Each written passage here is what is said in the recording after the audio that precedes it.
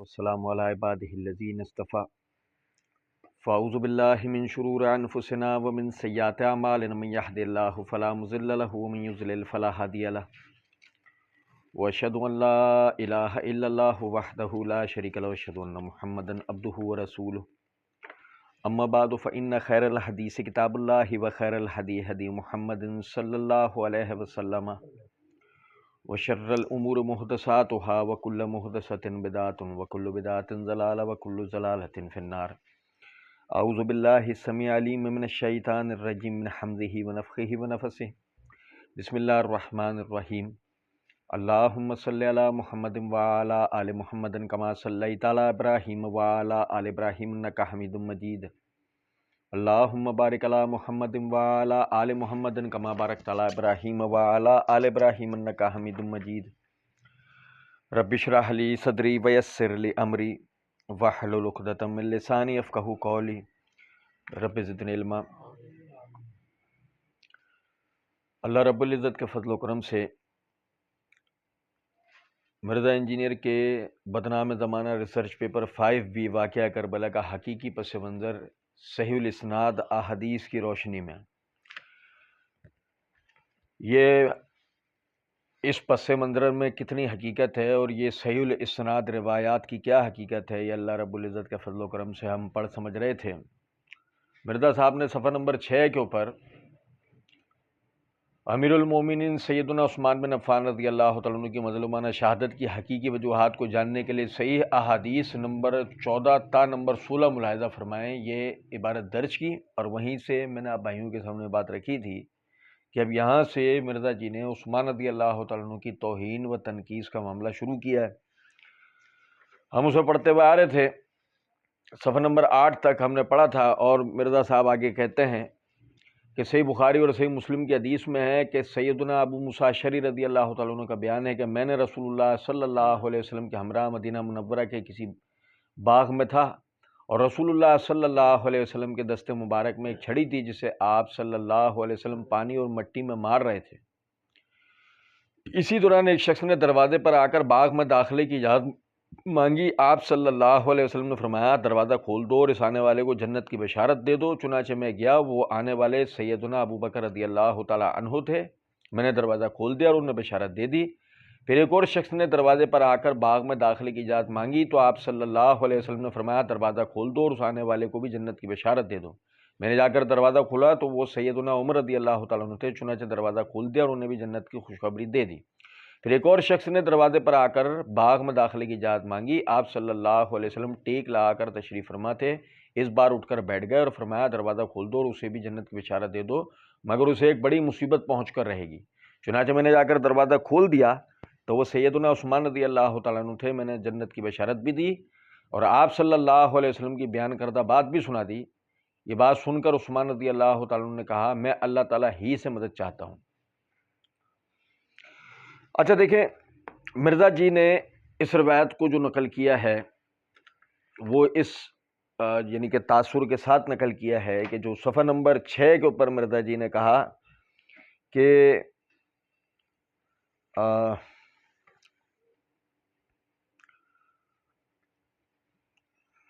عثمان رضی اللہ تعالیٰ عنہ کی جانب سے لگائے گئے بنو امیہ ہی کے چند رشتہ دار گورنروں کے افعال کی وجہ سے بعض صحابہ اکرام رضی اللہ عنہم خلیفہ ثالث امیر المومنین سیدنا عثمان بن عفان رضی اللہ عنہ سے ناراض تھے، اور بالآخر یہی معاملات سیدنا عثمان رضی اللہ عنہ کی مظلومانہ شہادت کا سبب بھی بنے.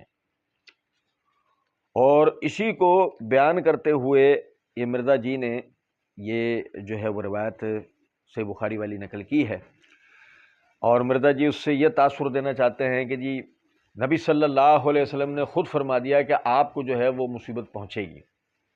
اچھا میں آپ کو بتاؤں، صرف ایک چیز ہے جو میں آپ کو روایت میں بتا رہا ہوں. مرزا جی نے جو کا تو ہی ترجمہ نقل کیا ہے سوائے ایک بات کی کہ مصیبت پہنچے گی. اس میں بھی بظاہر کوئی بڑی بات نہیں تھی، لیکن یہ میرے ہاتھ میں صحیح بخاری ہے، اس کی جلد نمبر 7 کا صفحہ نمبر 536 ہے، کتاب الادب ہے. امام بخاری رحمۃ اللہ علیہ نے باب قائم کیا، باب من نکت العود بین الماء والطین ہے. اس کے تحت حدیث نمبر 6216 ہے. نبی اکرم صلی اللہ علیہ وسلم نے عثمان رضی اللہ عنہ کے آنے پر یہ بات کی، افتح و بشرہ بالجنۃ علی بلوا تصیبوہ او تکونوا۔ اب دیکھیں مرزا جی نے اس روایت کو صحیح بخاری 6216 کے عنوان سے نقل بھی کر رکھا ہے۔ اگر 6216 حدیث نمبر نقل نہیں کیا ہوتا تو ہم کہتے ہیں کہ شاید مرزا جی نے کہیں یعنی کہ کسی دوسری جگہ سے نقل کر دیتے، جیسے کہ یہ روایت صحیح بخاری کے اندر 3674 کے تحت بھی ہے، مرزا جی وہاں سے نقل کر دیتے تو شاید سمجھ میں آتی بات، لیکن یہاں پہ الفاظ ہیں افتح و بشرہ بالجنۃ علی بلوا تصیبوہ او تکون، اسے جنت کی بشارت دو اور ساتھ اس کے کہ اسے ایک مصیبت پہنچے گی یا وہ ایک آزمائش میں مبتلا ہوگا۔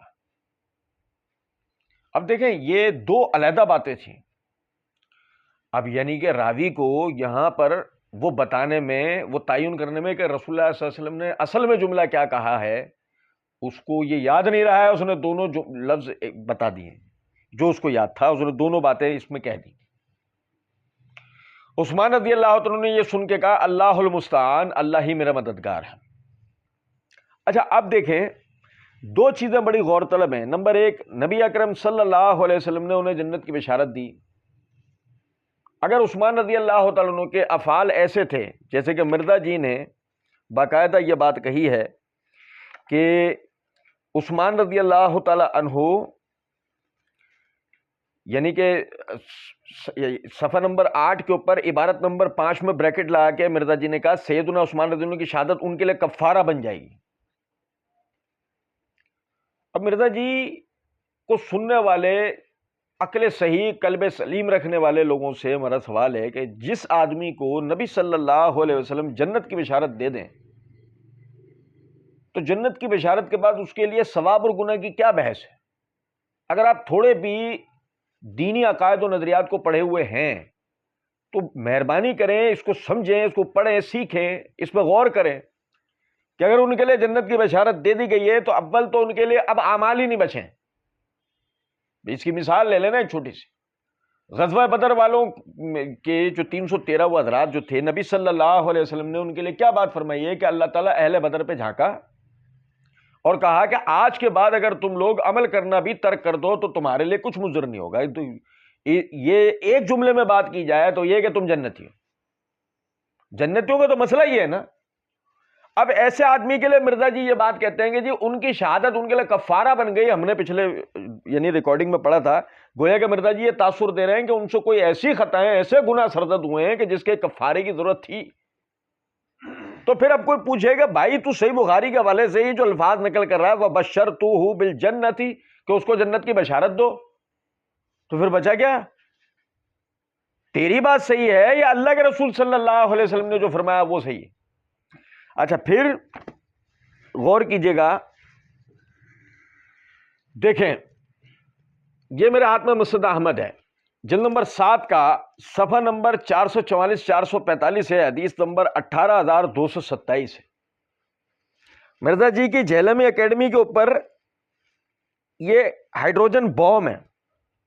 مرزا جی نے جو بات کہی نا عثمان رضی اللہ عنہ کا افعال ان کے لیے یعنی کہ شہادت ان کے لیے کفارہ بنی ان کے افعال کو لے کر، اور جو مرزا جی نے کہا کہ عثمان رضی اللہ تعالیٰ عنہ کے مقرر کردہ ان کے رشتہ دار جو گورنر تھے ان کی وجہ سے صحابہ ان سے ناراض تھے اور ناراض ہونے کی وجہ سے ہی ان کی شہادت جو ہے عثمان رضی اللہ تعالیٰ عنہ کی وہ ہوئی ہے، ٹھیک ہے نا۔ آئیے الفاظ اس طرح کہ بنو امیہ ہی کے چند رشتہ دار گورنروں کے افعال کی وجہ سے بعض صحابہ اکرام رضی اللہ عنہم خلیفہ ثالث امیر المومنین سیدنا عثمان بن عفان سے ناراض تھے اور بالآخر یہی معاملات سیدنا عثمان کی مظلومانہ شہادت کا سبب بھی بنے۔ اچھا لیکن یہ تو وہ بات ہے جو حدیث میں تھی نہیں، قرآن اور حدیث میں تھی نہیں، تاریخ میں صحیح سند سے ثابت نہیں تھی، لیکن مرزا جی نے گھسیڑ کر عثمان رضی اللہ تعالیٰ عنہ پر تان درازی کا ایک موقع یعنی اپنے رافضی و نیم رافضی بھائیوں کو عطا کیا۔ لیکن اب آپ یہ ذرا ملاحظہ کیجئے گا، یہ مسند احمد کی جلد نمبر 7 کا صفحہ نمبر 444 445 حدیث نمبر 18227 ہے، ابو قلابہ الجرمی رحمۃ اللہ علیہ کہتے ہیں کہ جب عثمان رضی اللہ عنہ کو شہید کیا گیا تو ایلیا میں کئی خطبہ کھڑے ہو گئے ان کے آخر میں مرہ بن کعب رضی اللہ تعالیٰ عنہ کھڑے ہوئے اور کہنے لگے کہ اگر میں نے نبی علیہ السلام سے یہ حدیث سنی نہ ہوتی تو کبھی کھڑا نہ ہوتا کہ نبی اکرم صلی اللہ علیہ وسلم نے ایک مرتبہ فتنے کا ذکر فرمایا. اس دوران وہاں سے ایک شخص منہ کو ڈھانکے وہاں سے گزر رہے تھے, تو نبی علیہ السلام نے انہیں دیکھ کر فرمایا اس دن یہ سنیں یار, میں عربی عبارت آپ کو پڑھ کے سنا رہا ہوں. نبی اکرم صلی اللہ علیہ وسلم نے فرمایا فقال ھذا واصحابہ یومئذ علی الحق. ھذا واصحابہ, یہ الفاظ ذہن میں رکھے, ھذا واصحابہ, یہ اور اس کے ساتھی اس دن حق پر ہوں گے. عثمان رضی اللہ تعالیٰ عنہ اور ان کے گورنر حق پر ہوں گے, یہ تو حدیث سے ان کے لیے بشارت آ گئی ہے. اب بھائی میرے نہیں سمجھے, مرزا جی نے قرآن اور حدیث پڑھ کے نہیں سنا ہے, مرزا جی نے ایک تاریخی طور پر بہت بڑا جھوٹ بولا. کن کن پہ بولا؟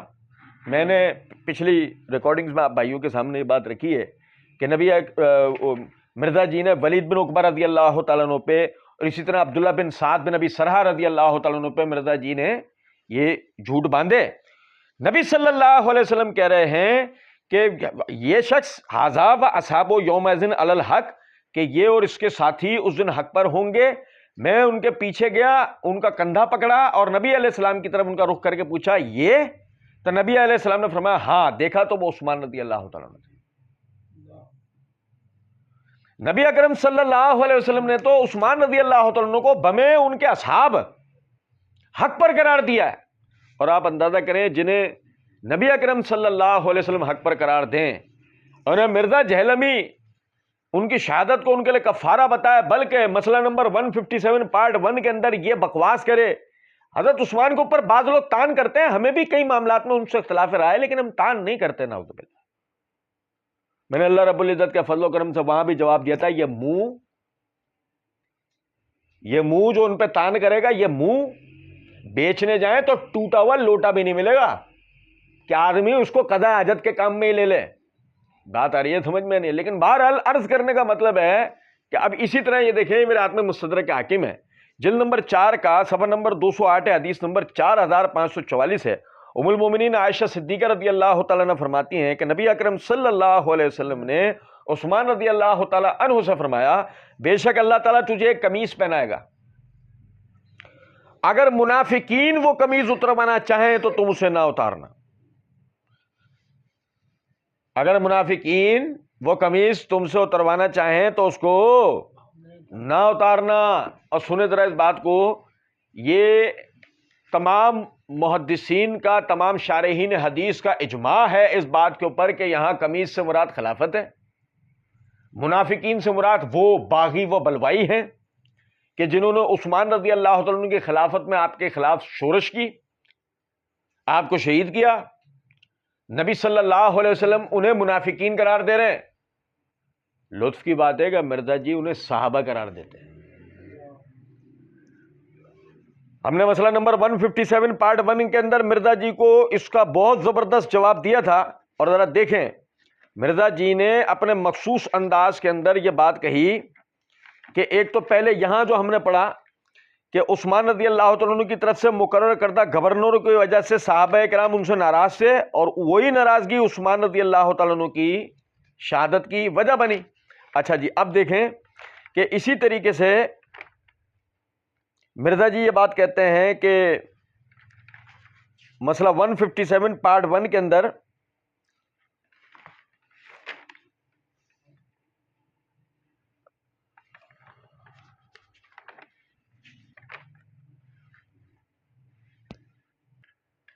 مرزا صاحب کہتے ہیں کہ میں نے پوری خلافت و ملوکیت میں نا 2 جملے انڈر لائن کیے ہیں. ایک جملہ اس میں سے یہ انہوں نے کہا حضرت عثمان خلیفہ راشد تھے, خلیفہ اور بادشاہ میں فرق ہوتا ہے, ان کے خلاف پروٹیسٹ ہوا, انہوں نے اپنے لیے تلوار نہیں اٹھائی, اپنی ذات کے لیے شہید ہو گئے, پروٹیسٹ کرنے دیا. ظاہر ہے صحابہ ہی کر رہے تھے, ظاہر ہے صحابہ ہی کر رہے تھے. اگر کوئی شرارتی لوگ اور ہوتے تو وہ کہتے باہروں کتوں لے آیا بھرتی کر کے کرائے دے.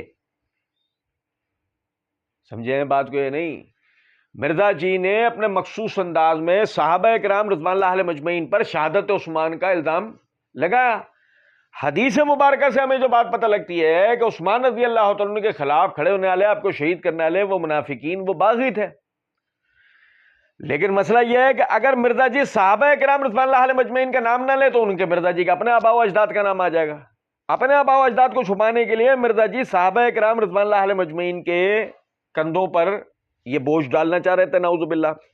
اچھا، اس کے بعد آگے مرزا جی مزید تقویت دینا چاہتے ہیں اپنی بات کو، تو کہتے ہیں کہ صحیح بخاری کی حدیث میں کہ سیدنا عبید اللہ بن عدی بن خیار رضی اللہ تعالیٰ عنہ کا بیان ہے کہ میں بریکٹ میں لکھتے ہیں باغیوں کے کیے گئے محاصرے کے دوران سیدنا عثمان رضی اللہ عنہ کی خدمت میں حاضر ہوا اور عرض کیا کہ اے امیر المومنین، بے شک ہمارے امام تو آپ رضی اللہ تعالیٰ عنہ ہیں، لیکن آپ رضی اللہ تعالیٰ عنہ پر جو مصیبت آئی ہے وہ آپ رضی اللہ تعالیٰ عنہ کے سامنے ہی ہے. آج کل ہمیں بریکٹ میں مسجد نبوی میں فتنوں کا سرغنہ نماز پڑھا رہا ہے، جس کی وجہ سے ہمیں تنگی محسوس ہوتی ہے بریکٹ میں کہ اس بدعتی امام کے پیچھے نماز پڑھ کر ہم بھی کہیں گناہگار نہ ہو جائیں. سیدنا عثمان رضی اللہ تعالیٰ عنہ نے فرمایا نماز لوگوں کے اعمال میں سب سے بہترین عمل ہے، اس لیے جب لوگ کوئی اچھا عمل کریں تو تم بھی ان بدعتیوں اور باغیوں کے ساتھ شریک ہو جاؤ، اور جب وہ برائی کرنے لگیں تو ان سے علیحدہ ہو جاؤ. اچھا دیکھیں، سنیں ذرا اس بات کو. مرزا جی نے یہاں پر ایک کام کیا ہے. مرزا جی نے یہاں پر ایک کام کیا ہے، بریکٹ میں لکھا مرزا جی نے باغیوں کے کیے گئے محاصرے میں. تو مرزا جی نے باغیوں کا ذکر کر دیا کہ وہ عثمان رضی اللہ تعالیٰ عنہ کے زمانے میں تھے، اور یہی وہ ماننے کو تیار نہیں ہوتے ہیں. مرزا جی اور مرزا جی کی جو ذریت ہے وہ یہی ماننے کو تیار نہیں ہوتی. یہ تو آگے حدیث عمار آ رہی ہے.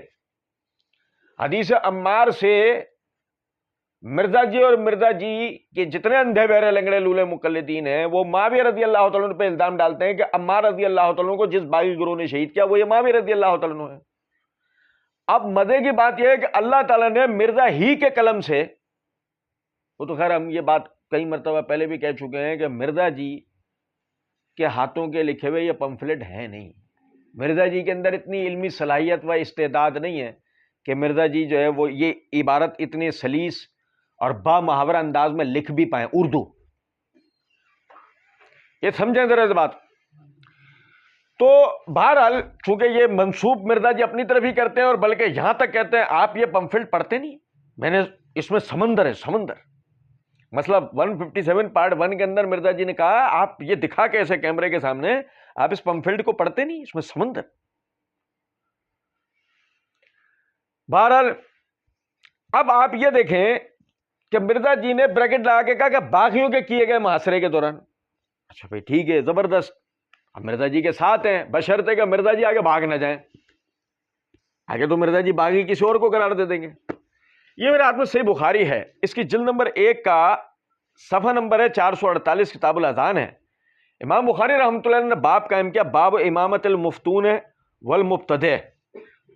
اس کے تحت یہ حدیث لے کر آئے کہ عبید اللہ بن عدی بن خیار وہ انہ دخل علی عثمان بن عفان وہو محصور، کہ عثمان رضی اللہ عنہ کے پاس وہ اس حالت میں گئے جبکہ وہ ان کا محاصرہ ہوا تھا. فقال انک امام عامۃ ونزل بک ما ترى. ابھی دیکھو، فقال انک امام عامۃ، آپ تو تمام عوام کے امام ہیں. ونزل بک ما ترى، اور یعنی کہ اب جو آپ یعنی ہمارے ساتھ ہو رہا ہے وہ آپ دیکھ ہی رہے ہیں. وَيُصَلِّ لَنَا إِمَامُ فِتْنَةٍ، ہمیں فتنے کا امام، فتنے کا سردار نماز پڑھا رہا ہے. وَنَتَحَرَّجُ فَقَالَ وَنَتَحَرَّجُ، اور ہم ڈرتے ہیں، ہم اس میں حرج محسوس کرتے ہیں. ابھی سنیں ذرا. اچھا ایسی ایک ذہن میں خیال آتا ہے، عبید اللہ بن عدی بن خیار رضی اللہ تعالیٰ عنہ وہ اس میں حرج کیوں محسوس کرتے ہیں؟ آپ دیکھیں، اگر صحابہ کرام رضوان اللہ علیہ مجمعین کے ہاں یہ متفقن علیہ مسئلہ تھا کہ باغی اور بدعتی کے پیچھے نماز ہو جاتی ہے، یہ متفقن علیہ مسئلہ تھا، تو عبید اللہ بن عدی بن خیار اس میں حرج کیوں محسوس کر رہے ہیں؟ بتائیے. پہ دیکھیں، کم سن امام کی امامت میں نماز کے مسئلے پر آج تک اختلاف نہیں ہے صحابہ میں. بھائی میرے، نابینا کی امامت میں آج تک صحابہ کا آپس میں کوئی اختلاف نہیں ہے۔ سمجھے ذرا اس بات کو کہ اگر بدعتی کے پیچھے کسی بھی امام کے پیچھے نماز ہو جاتی ہے جس میں ظاہر ہے بدعتی بھی شامل ہے، تو پھر سوال یہ پیدا ہوتا ہے کہ وہ حرج ہی کیوں محسوس کر رہے تھے؟ تو اپنی جگہ ایک بات ہو گئی۔ اچھا، اب آپ دیکھیں کہ مرزا جی نے یہاں پر یہ بات کہی کہ سیدنا عبید اللہ بن عدی بن خیار، وہ باغیوں کے زمانے وہ آئے، انہوں نے آ کر کہا کہ جی ہم ان کے پیچھے نماز پڑھے تو گناہ گار نہیں ہو جائیں گے؟ تو سیدنا عثمان نے فرمایا نماز لوگوں کے اعمال میں سب سے بہترین عمل ہے، اس لیے جب لوگ کوئی اچھا عمل کریں تو تم بھی ان، اب بریکٹ میں لکھا ہے، بدعتیوں اور باغیوں کے ساتھ شریک ہو جاؤ، بدعتیوں اور باغیوں کے ساتھ شریک ہو جاؤ، اور جب وہ برائی کرنے لگے تو ان سے علیحدہ ہو جاؤ۔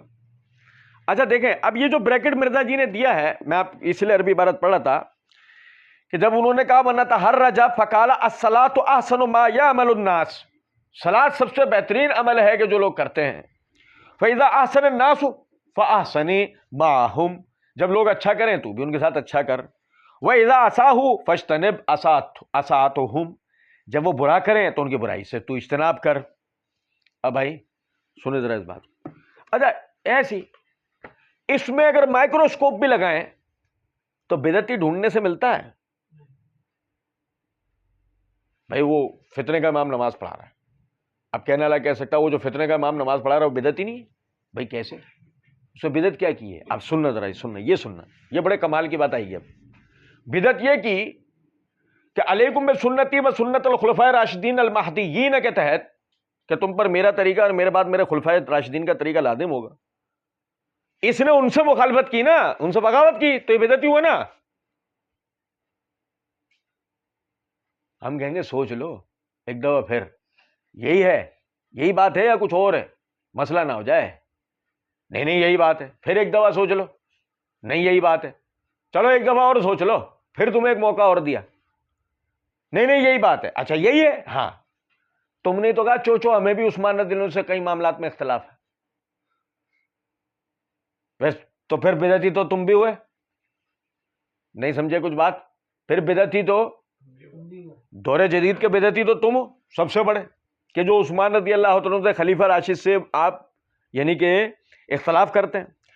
اور پھر ذرا سمجھیں اس بات کو، چلیں ہم کہتے ہیں عثمان رضی اللہ عنہ سے جب ان معاملات میں اختلاف ہیں تو عثمان رضی اللہ عنہ نے یہ جو فتویٰ دیا اس میں اختلاف کیوں نہیں کیا؟ اس میں مطلب کی بات تھی، نہیں سمجھے؟ اصل میں آپ کو بتاؤں، مسئلہ یہ نہیں ہے کہ ہر کسی کے پیچھے نماز ہو جائے گی، ہر بدعتی کے پیچھے بھی نماز ہو جائے گی، مسئلہ یہ نہیں ہے۔ اصل میں مرزا جی راہ ہموار کرنا چاہ رہے تھے رافضیوں کے پیچھے نماز کی۔ آپ میری بات سمجھ رہے ہیں یا نہیں؟ کہ یہ کوئی بات نہ کر دے کہ جی رافضیوں کے پیچھے نماز نہیں ہوگی۔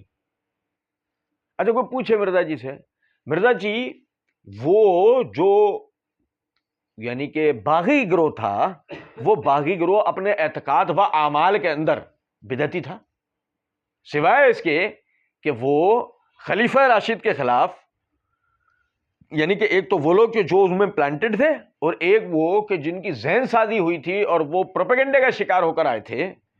تو اس خلیفہ راشد کی مخالفت کرنے کے علاوہ، خلیفۃ المسلمین کی مخالفت کرنے کے علاوہ کون سا کام انہوں نے ایسا سرزد کیا تھا کہ جس سے ان پر بدعتی ہونے کا حکم لگایا جائے؟ مطلب بات علمی اعتبار سے اگر کی جائے، عقیدتی اعتبار سے نہیں، تو کم از کم صرف اتنی بحث ہو سکتی ہے کہ باغی اور خارجی کے پیچھے نماز ہوگی یا نہیں ہوگی۔ اس حدیث سے بدعتی کہیں طرح کسی بھی طرح نکل سکتا، اس روایت سے نہیں نکل سکتا۔ اچھا چلیں چھوڑیں، آپ کو یہ ہم ابھی معاف کر دیتے ہیں۔ ہم نے تو اللہ تعالیٰ کے فضل و کرم سے نماز کے لیے امام کیسا ہونا چاہیے 27 اپریل 2020 کو اپنی اپلوڈڈ ویڈیو کے اندر پورا تفصیل سے بیان کر دیا ہے کہ کس امام کے پیچھے نماز پڑھنی چاہیے، اور ظاہر ہے اسی کا منطقی نتیجہ یہ نکلتا ہے کہ اگر وہ چیزیں اس امام کے اندر نہیں ہیں تو اس کے پیچھے نماز نہیں ہوگی۔ اور اس میں کوئی برا ماننے کی بات بھی نہیں ہے۔ ہمارے ہاں بہت سے لوگ اس کو فرقہ واریت سمجھتے ہیں، اور یہ فرقہ واریت کی بات نہیں ہے بھائی، سمجھو ذرا اس بات، یہ فرقہ واریت کی بات نہیں ہے۔ ہر چیز کا ایک کرائٹیریا ہوتا ہے۔ تم ایس ایچ او کی سیٹ کے اوپر اگر جمعدار کو بٹھا دو گے، اور پرائم منسٹر کی سیٹ کے اوپر اگر مثال کے طور پر ایک بھیکاری کو بٹھا دو گے، تو سامنے والا آدمی یہ تو کہے گا نا کہ جی میں اس کو تسلیم نہیں کرتا، میں اس کو اس حیثیت میں تسلیم نہیں کرتا۔ بالکل اسی طریقے سے امامت کی بھی کچھ شرائط ہیں، کچھ باتیں ہیں، وہ جب تک سامنے والے میں نہیں ہوگی اس کے پیچھے نماز نہیں ہوگی۔ اچھا چلیں مولا علی کا چورن تو بکتا ہی ہے نا، آپ کو پتہ ہے۔ ہمارے یہاں تو مسئلہ یہ ہے کہ مولا علی کا نام لے کر ہر بدعتی، ہر گمراہ، ہر منافق، ہر ایران سے پیسے کمانے والا مولا علی کا چورن بیچتا ہے اور اپنا الو سیدھا کرتا ہے نا۔ مزیدار بات نہیں ہے کہ یہاں پر مولا علی سے نقل کردہ فتویٰ کیوں نہیں لیا گیا؟ ایک بات ہے، سنیں ذرا اس بات۔ صحیح بخاری کتاب کون سی؟ بخاری مسلم انٹرنیشنل نمبرنگ۔ سننا ذرا بات۔ صحیح بخاری جلد نمبر 3 صفحہ نمبر 82 کتاب فضائل المدینہ، امام بخاری رحمۃ اللہ نے باب قائم کیا، باب و حرم المدینہ کے تحت حدیث نمبر 1870۔ یزید بن شریک رحمۃ اللہ علیہ کہتے ہیں کہ علی رضی اللہ تعالی عنہ نے بیان کیا کہ میرے پاس اللہ کی کتاب اور نبی اکرم صلی اللہ علیہ وسلم کے اس صحیفے کے سوا جو نبی اکرم صلی اللہ علیہ وسلم کے حوالے سے ہے اور کوئی چیز لکھی ہوئی صورت میں نہیں۔ یعنی میرے پاس اللہ کی کتاب اور رسول اللہ صلی اللہ علیہ وسلم نے جو احادیث لکھوائیں، ان کے علاوہ میرے پاس اور کوئی رسول اللہ صلی اللہ علیہ وسلم کی لکھی ہوئی وصیت یا کوئی بات نہیں ہے۔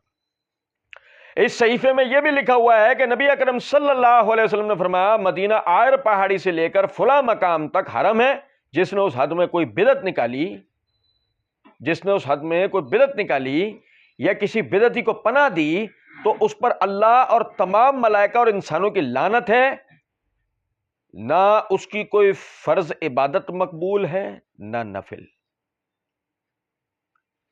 نہ اس کی کوئی فرض عبادت مقبول ہے نہ نفل۔